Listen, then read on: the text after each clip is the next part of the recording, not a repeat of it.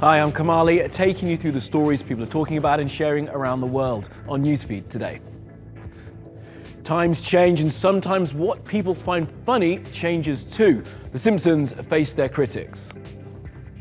Well, what am I supposed to do? It's hard to say. Something that started decades ago and was applauded and inoffensive is now politically incorrect. A startup is born. We hear from the woman who's rebuilding Gaza from ashes. We remember the Palestinian journalist Yaser Murtaja killed by an Israeli sniper last week. And Chewie is 190 years old. That and other spoilers revealed in the new Star Wars trailer.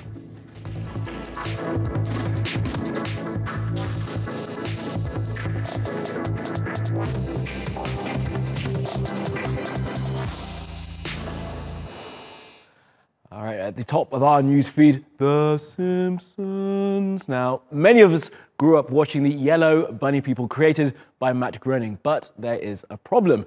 In 2018, the collection of hilarious stereotypes made 25 years ago seem to some offensive and outdated. And the most problematic character?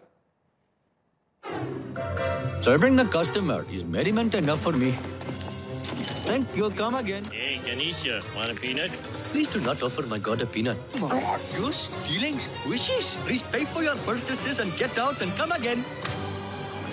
Oh, no, it is encrusted with filth. Oh, well, let's sell it anyway. Now, this is just between me and you. Are you sure you don't want to come? In a Civil War reenactment, we need lots of Indians to shoot.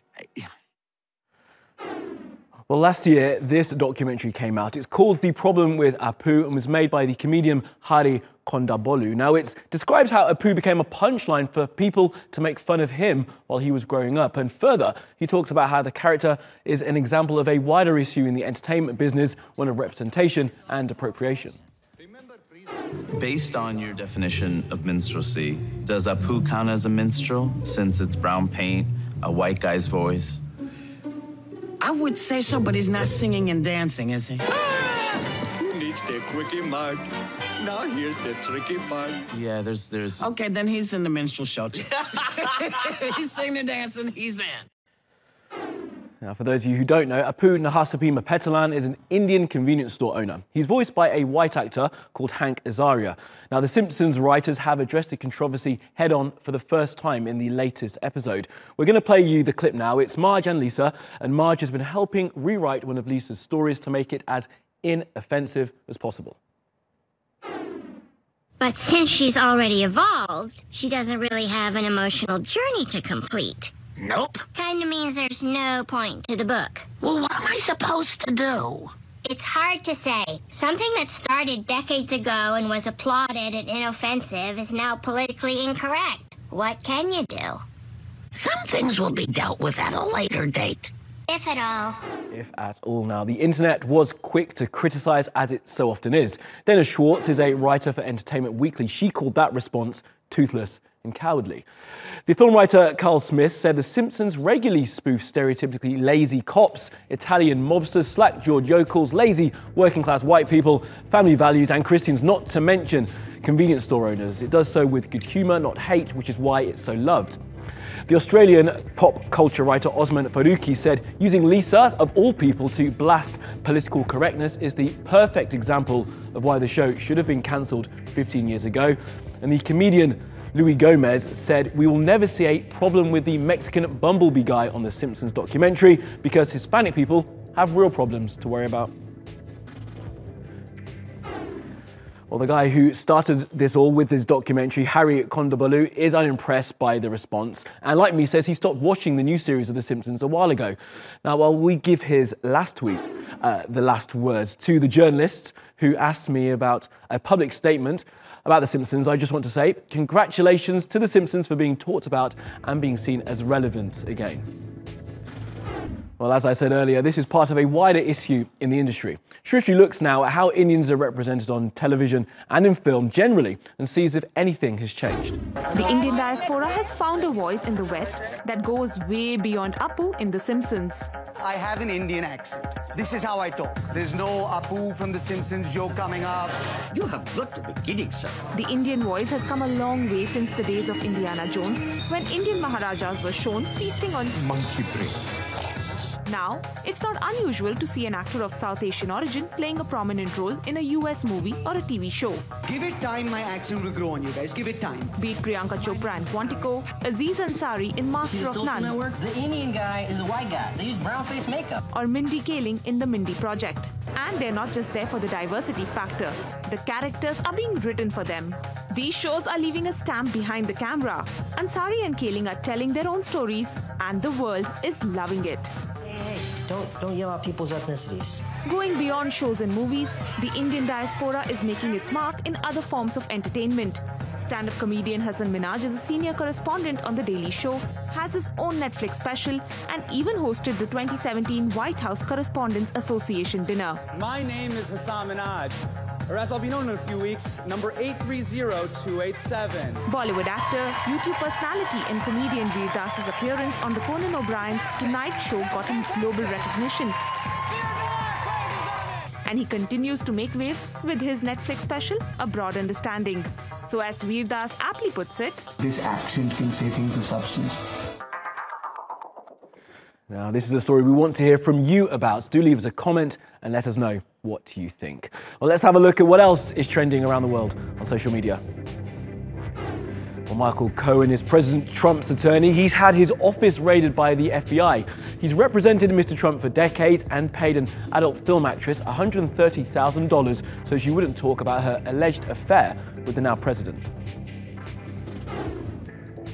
It's a disgraceful situation. It's a total witch hunt.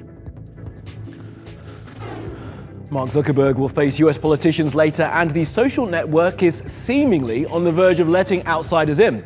Election experts chosen by Facebook will be allowed to look at the company's data going forward, but Facebook will not be re-examining how the site was used in past elections around the globe. And Fleetwood Mac guitarist Lindsey Buckingham will not be on the band's new tour. He'll be replaced by Mike Campbell and Neil Finn. There are rumours he was fired.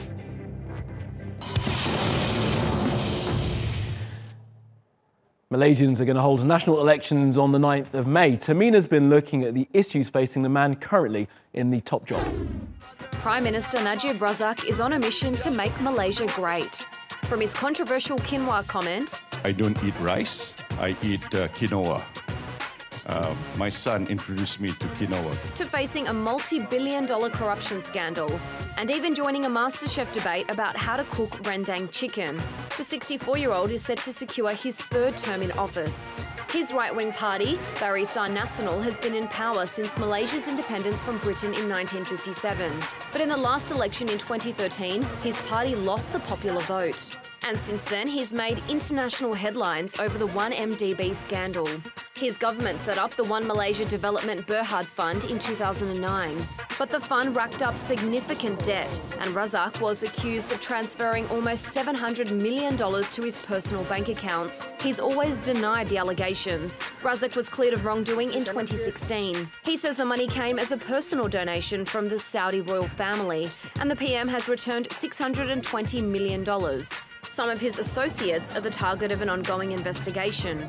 Razak is also known for his very generous cash handouts to farmers. And as he deals with growing concerns over Malaysia's rising cost of living, Razak has made over 300 pledges in his manifesto, promising more jobs and, of course, more cash, this time to low-income workers, as well as erasing the debt of struggling farmers. The country's strong economic growth and rural support has worked in his favour.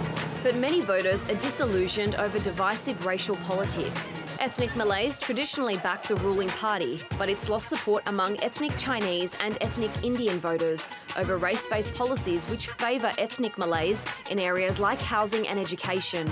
Najib is facing a strong opponent, 92-year-old Mahathir Mohamad, who was Asia's longest-serving leader with 22 years before he retired in 2003. So will Najib Razak make Malaysia great? Find out soon. Now, the blockade of Gaza by Israel forces Palestinians to be resourceful, and one woman has gone further than most. From the ashes of burnt waste, she's built a business that makes bricks. She's here in Istanbul, and Oscar spoke to her. Tell me a bit about your business. It's quite fascinating. It literally rose from the ashes. So basically we are doing building blocks made out of ashes and rubble from the demolished houses, and instead of the sand and aggregate that we import from outside. So the block, it's made out of something already exists in Gaza, which is the raw materials. We just need to import the cement from outside. Excellent. And what prompted you to start this business in the first place? So in the beginning, this business started as a research when I was a student in the fourth year of college. Then I was thinking, like, what should I do after graduation? It's too scary for me to end up without a job and waiting in lines on the unemployment lines in Gaza. So I don't know, I had a passion that time that I wanted to do something for my people, for myself, for my friends, for my family. Then my dad had a background in engineering as well, so he said, let's Majd, you have to do papercrete, which is blocks made out of paper. I was like, okay, let's do it. Then I failed, and I felt, okay, this is not the right direction, I have to change it. Then I went to mud blocks, and after making mud blocks, it costed me too much money. I was like, okay, this is not affordable. So instead of making mud blocks and dry it, we should use the things that we use to dry mud blocks, which is the ashes. And this is how the idea started. And there's this funny story that you've told us before, and that was one of the local lab technicians told you to go home and make actual cake instead of the so-called green cake, which is what your bricks are called. Yes. Is it hard being a woman starting a business? In the beginning, it was too hard. As you said, like people in the beginning, when I told them like I'm gonna do green cake, I was like, oh, nice cooking place.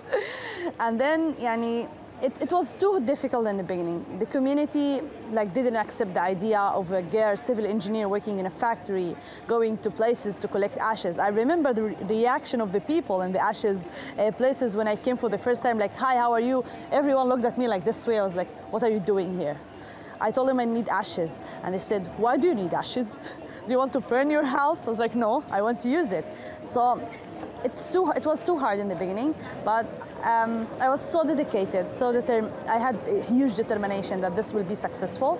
And yes, they respected me now. All right, well done to Majid. Let's take you around the world for some other stories you need to know this Tuesday. Now, the biggest Black Lives Matter page on Facebook has been taken down after CNN claimed it was run by a white, middle-aged Australian man. It had 700,000 followers, and CNN report that some donations had gone to an Australian bank account rather than the official Black Lives Matter page. This video shows people escaping from a fire in New Jersey. As you can see, the flames are engulfing the building and people are forced to jump from the balcony. Several were taken to hospital and none had life-threatening injuries. And these images are from the Commonwealth Games in Australia. They show 3 Aussie athletes waiting 4 minutes for the athlete from Lesotho, Linono Chaka, to finish the 10,000 metres. They don't call these the friendly games for nothing.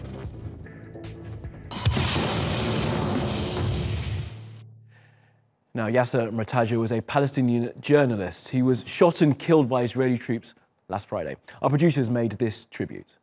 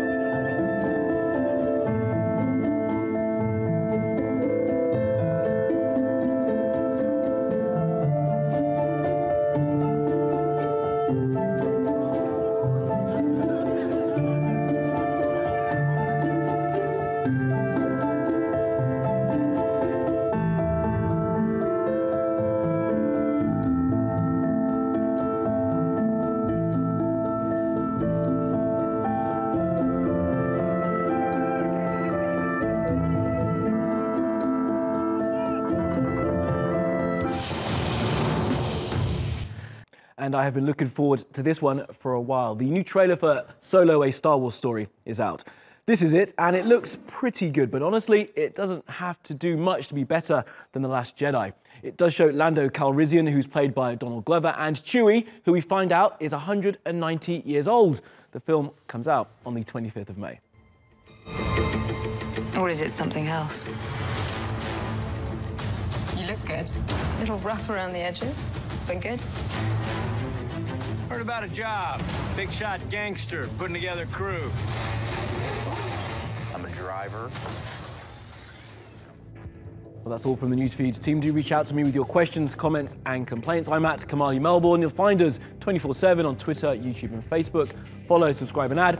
See you tomorrow.